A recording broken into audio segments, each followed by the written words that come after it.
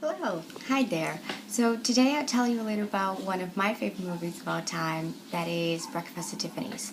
So Breakfast at Tiffany's is the story of Holly Golightly, played by the one and only Miss Audrey Hepburn. And Holly Golightly is a socialite from New York City. She comes from a very small town, and she moves into the city dreaming to be very successful and marrying a very wealthy man. She has commitment issues, and she doesn't name her cat. She doesn't have any furniture on her apartment because that would just be commitment to her. And that kind of changes when her new neighbor moves in to her building. His name's Paul, and it's played by George Peppard, and he kind of changes that. They develop a relationship, and she kind of starts second guessing everything that she always thought about commitment and relationship. And he is a writer, but he's having a writer's block, and he doesn't know what to write about. And he has a relationship. He's kept by a very wealthy woman named Miss Tuesley. So that's basically the story of the movie.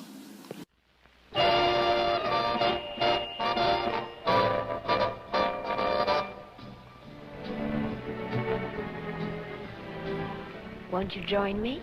Yes, join Audrey Hepburn as you've never seen her before, kicking over the traces and bringing to life Truman Capote's Breakfast at Tiffany's.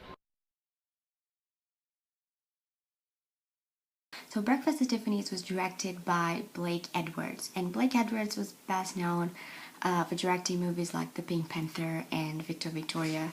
In the set of Victor Victoria, he met his wife, his long life partner, Julie Andrews, best known as Mary Poppins. He died in 2010, and the funny thing about it is that he was never considered to be the director of Breakfast at Tiffany's.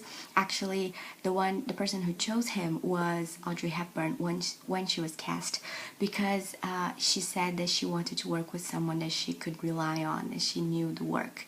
And the director they were planning to hire to direct Breakfast at Tiffany's at that time, it was someone that she didn't know, so she kind of denied the fact to work with that guy, and she chose Blake Edwards.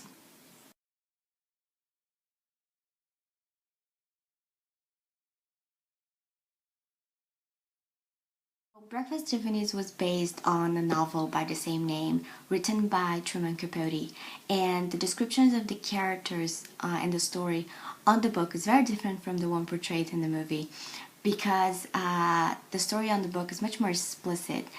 Truman Capote wrote Holly Golightly based on his mother, and his mother was a prostitute. She was a playgirl in New York, and he used to watch her as a child at home with her clients. So the descriptions are much more rough and clear, very different from the movie, because in the movie there was a lot of rough cuts, and you have some continuity problems also. And because of the time and the conservative society that the movie was released, and their attempt to differentiate Audrey Hepburn's image from Holly Golightly's image, it's very, very different from the way he wrote the character.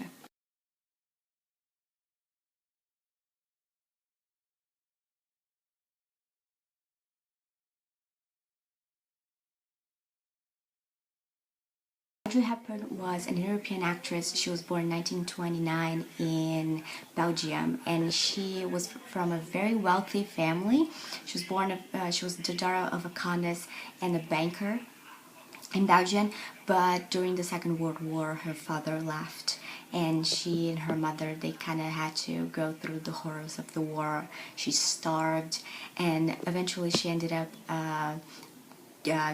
going to America, escaping to America. And that's where her artistic career kind of landed. You know, she was trained as a ballerina her entire life, and that's basically what she wanted to do for a really long time in her life. But she ended up getting her big break in a play called Gigi on Broadway. And Breakfast at Tiffany's became a milestone. It is the trademark of a career. You can't think of Audrey Hepburn, not think of Holly Golightly in Breakfast at Tiffany's. And funny, it was not even one of the most critically acclaimed acting of her career, she won an Academy Award for another movie called Roman Holiday, and for Holly, she won a Golden Globe Award. But there's something about her act on the movie that is very, very special. And all these elements together kind of make Holly and make the movie very, very special. Is the fashion, is her very classy act. She has a very unique way of playing, and she has the accent that you don't really know where is it from. You know she's not American, she's obviously European, but she had all this influence in her life that kind of add to the accent. And in the movie, they kind of say that she was this girl from this very small town who learned French, so she got the accent.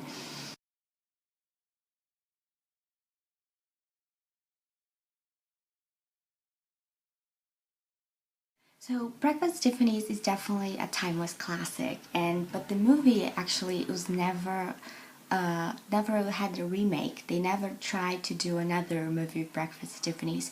Actually, in 2012, the Library of Congress of the United States made Breakfast at Tiffany's kind of a national treasure. So it's kind of immaculate. You can really touch the movie and make a remake. But there are several adaptations throughout the years of the movie, and most of them were actually made on theater.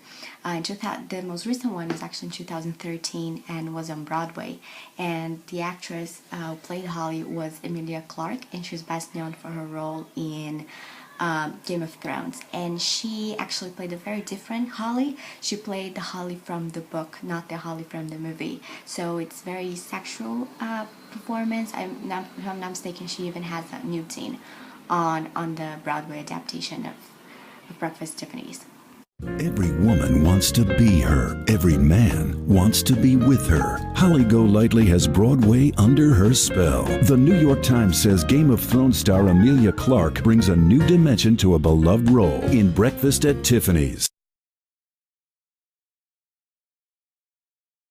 The movie was released in 1961, and the critics at that time thought that the movie in some ways was outrageous, because you had things like theft and prostitution, and they would make in a way glorious, just because you had Holly doing them. And so it was not welcomed with open arms. It was not seen necessarily as something good.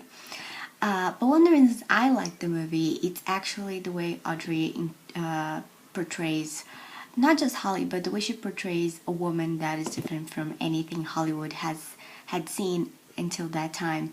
It was the early 60s, and you had that time only two types of women being portrayed in Hollywood. You had the Doris Day type, the saint kind of housewife, beloved woman that is lovely and sweet, and she sings things about being loved and be devoted to her husband. And on the other way, you had women like Marilyn Monroe, who was completely different. She was not the brightest girl, but she was the most attractive one. So she was very curvaceous, and she was desired by every man. So you basically had that two types of women being portrayed in Hollywood. The one that every woman should be, the perfect housewife, and then the one that not everyone wanted to be like. That was Marilyn Monroe type. And then Holly came along, and Audrey Hepburn came along, and you see a completely different woman. You see someone who has multiple sides to her, and you kind of need to look her differently. You need to take a second look at her to really understand what is she about, because she's kind of revolutionary in a way. She gave birth to the modern woman. You have a woman wearing jeans, not necessarily wearing a dress every single time of the day, every single minute of the day. You have a woman that has completely different sides to her. She's very, very complex, as every woman is. So she was one of the first to portray that in differently than anybody. She showed layers to a woman in 1961, and that's basically why I like that, why I like the movie, why I like her portrayal, because it's different, and it's not something you see every day, and something that opened doors to kind of, you have the type of woman you have today portrayed on the movies. So basically that's it. That's one of the reasons why I like this movie very, very much. And now I'll show you one of my favorite scenes from the movie. That is her rendition of Moon River, song that won Academy Award 2000 in 1962 for Best Original Soundtrack and Best Original Song. So that's it. Thank you very much. Drifters off to see the world. There's such a lot of world to see. We're after the same rainbows and waiting round the bend.